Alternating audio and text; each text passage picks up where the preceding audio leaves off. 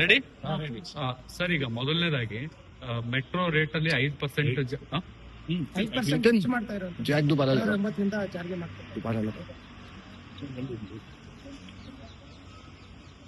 ಬೆಂಗಳೂರು ಮಹಾನಗರದಲ್ಲಿ ಈಗಾಗಲೇ ಟ್ರಾಫಿಕ್ ಪರಿಸ್ಥಿತಿ ಏನಾಗಿದೆ ತಮ್ಗೆಲ್ಲೂ ಕೂಡ ಗೊತ್ತೇ ಇದೆ. ದಿನೇ ದಿನೇ ಇವತ್ತು ಬೆಂಗಳೂರು ಮಹಾನಗರದಲ್ಲಿ ವಾಹನದ ದಟ್ಟಣೆಯಿಂದಾಗಿ ಸಂಚಾರ ಮಾಡ್ತಕ್ಕಂಥದ್ದು ಅಸಾಧ್ಯ ಅನ್ನೋ ರೀತಿಯಲ್ಲಿ ಆಗಿದೆ. ಇದ್ರ ಮಧ್ಯೆ ಮಾಸ್ ಟ್ರಾನ್ಸ್ಪೋರ್ಟ್ ಸಿಸ್ಟಮ್ ಅಂದ್ರೆ ಮೆಟ್ರೋ ಅಂತಕ್ಕಂಥದ್ರಲ್ಲೂ ಕೂಡ ಈ ರೀತಿ ದರ ಏರಿಕೆನ ಜಾಸ್ತಿ ಮಾಡಿಕೊಂಡು ಈ ರೀತಿ ಹೊರಟ್ರೆ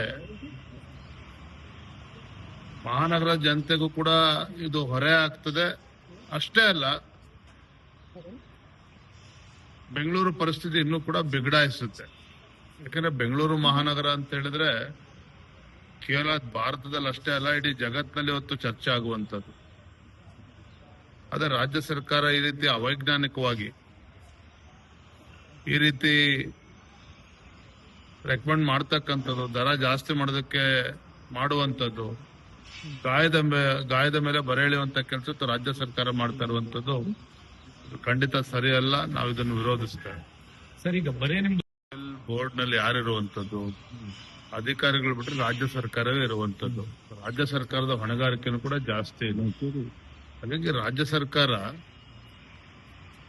ಬರೀ ಮೆಟ್ರೋ ವಿಚಾರದಲ್ಲಿ ಅಷ್ಟೇ ಅಲ್ಲ, ಯಾವ ರೀತಿ ಎಕ್ಸೈಸ್ ಡ್ಯೂಟಿ ಇರ್ಬೋದು, ಬೇರೆ ಬೇರೆ ವಿಚಾರದಲ್ಲೂ ಕೂಡ ಸ್ಟಾಂಪ್ ಡ್ಯೂಟಿ ಜಾಸ್ತಿ ಮಾಡಿರುವಂತದ್ದು, ಎಲ್ಲಾ ವಿಚಾರದಲ್ಲೂ ಕೂಡ ಕಳೆದ 2.5 ವರ್ಷದಲ್ಲಿ ರಾಜ್ಯದ ಜನರಿಗೆ ಬರೆ ಎಳೆಯುವಂತ ಕೆಲಸವನ್ನೇ ಮಾಡ್ಕೊಂಡು ಬರ್ತಾ ಇದ್ದಾರೆ.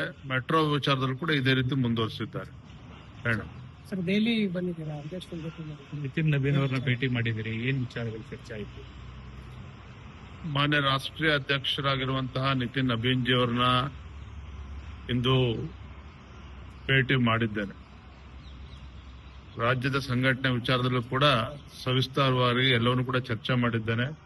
ಬಹಳ ಮುಖ್ಯವಾಗಿ 4 ಸ್ಥಾನಗಳಿಗೆ ವಿಧಾನ ಪರಿಷತ್ ಚುನಾವಣೆ, ಗ್ರಾಜ್ಯುಯೇಟ್ ಮತ್ತು ಟೀಚರ್ಸ್ ಕಾನ್ಸ್ಟಿಟ್ಯೂನ್ಸಿ, ಆ ಚುನಾವಣೆ ನಮ್ಮ ಅಭ್ಯರ್ಥಿಗಳ ಬಗ್ಗೆನೂ ಕೂಡ ಚರ್ಚೆ ಮಾಡಿದ್ದೇವೆ. ಮತ್ತೆ ಮುಂದೆ ಬರ್ತಕ್ಕಂಥ ಉಪಚುನಾವಣೆಗಳು, ಬಾಗಲಕೋಟೆ ಮತ್ತು ದಾವಣಗೆರೆ ದಕ್ಷಿಣ 2 ಕ್ಷೇತ್ರ ಉಪಚುನಾವಣೆ, ಅದೇ ರೀತಿ ಜಿಬಿಐ ಚುನಾವಣೆ, ಇವೆಲ್ಲದರ ಬಗ್ಗೆ ಸಮಗ್ರ ಎಲ್ಲವನ್ನೂ ಕೂಡ ಚರ್ಚೆ ಮಾಡಿದ್ದೇನೆ. ಮುಂದೆ ಯಾವ ನಿಟ್ಟಿನಲ್ಲಿ ನಾವು ಸಾಗಬೇಕು ಅವರ ಮಾರ್ಗದರ್ಶನ ಕೂಡ ನಾವು ಪಡ್ಕೊಂಡಿದ್ದೇನೆ. ಶಿವಲಿಂಗೇಗೌಡರು ನಿನ್ನೆ ಅವಾಚ್ಯ ಶಬ್ದಗಳನ್ನ ಬಳಕೆ ಮಾಡಿರುವಂತದ್ದು ನೋಡಿ, ಶಿವಲಿಂಗೇಗೌಡರು ಒಬ್ಬ ಹಿರಿಯ ಶಾಸಕರಿದ್ದಾರೆ. ಇವತ್ತು ಅವ್ರು ಯಾವ ಪಕ್ಷದಲ್ಲಿದ್ದಾರೆ ಅದ್ರ ಬಗ್ಗೆ ಚರ್ಚೆ ಮಾಡೋದಕ್ಕೆ ಹೋಗೋದಿಲ್ಲ. ಆದ್ರೆ ಒಬ್ಬ ಹಿರಿಯ ಶಾಸಕರಾಗಿ ನಾವು ವಿರೋಧ ಪಕ್ಷದವರು ಟೀಕೆ ಮಾಡುವಂತದ್ದು, ಸದನದಲ್ಲಿ ಬಾವಿಗಳಿದಾಗ ನಾವು ಹೋರಾಟ ಮಾಡ್ತಕ್ಕಂಥದ್ದು ಸಹಜ. ಆದ್ರೆ ಅವರು ಈ ರೀತಿ ನಮ್ಮ ಶಾಸಕರ ಬಗ್ಗೆ, ಅವರ ಕುಟುಂಬದ ಸದಸ್ಯರ ಬಗ್ಗೆ, ಅವರ ಧರ್ಮಪತ್ನಿ ಬಗ್ಗೆ ಮಾತನಾಡ್ತಕ್ಕಂಥದ್ದು ನಾ ಇದನ್ನು ಖಂಡನೆ ಮಾಡ್ತೇನೆ.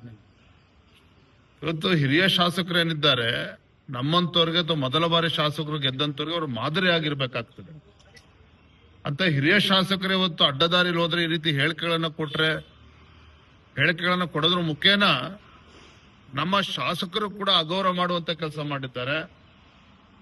ಮತ್ತೆ ಆ ಸದನದ ಪಾವಿತ್ರ್ಯತೆಯನ್ನು ಕೂಡ ಹಾಳು ಮಾಡುವಂತ ಕೆಲಸ ಮಾಡಿದ್ದಾರೆ. ನಾನು ಬೆಳಗ್ಗೆ ಶರಣು ಸಲ್ಗಾರ್ ಅವ್ರಿಗೂ ಕೂಡ ದೂರವಾಣಿ ಮುಖೇನ ಚರ್ಚೆ ಮಾಡಿದ್ದೇನೆ. ಇದು ಖಂಡಿತ ಸರಿಯಲ್ಲ. ಇನ್ನು ಮುಂದೆ ಆದ್ರೂ ಕೂಡ ಶಿವಲಿಂಗೇಗೌಡರು ಅವರ ನಡವಳಿಕೆನ ತಿದ್ಕೊಳ್ಬೇಕಾಗ್ತದೆ. Thank you.